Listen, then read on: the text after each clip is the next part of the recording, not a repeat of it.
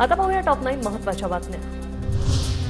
18व्या लोकसभेच्या अधिवेशनाला आजपासून सुरुवात। पंतप्रधान मोदींसह प्रमुख केंद्रीय मंत्री, खासदार, विरोधकांची लोकसभा सदस्यत्वाची शपथ। 18व्या लोकसभेच्या सुरुवातीलाच विरोधक आक्रमक। आता संविधानाची प्रत घेऊन विरोधकांची लोकसभेत एंट्री। 18 या आकड्याला मोठं महत्त्व। गीतेचे अध्याय 18, पुराणांची संख्याही 18। 18व्या वर्षी मताधिकार प्राप्त होतो आणि त्यामुळे भारताची 18वी लोकसभा हा शुभ संकेत। पंतप्रधान मोदींचं वक्तव्य। देशानं सरकारला तिसऱ्यांदा संधी देऊन विश्वास दाखवलाय। देशाला एका चांगल्या आणि जबाबदार विरोधी पक्षाची गरज आहे। पंतप्रधान मोदींचं वक्तव्य।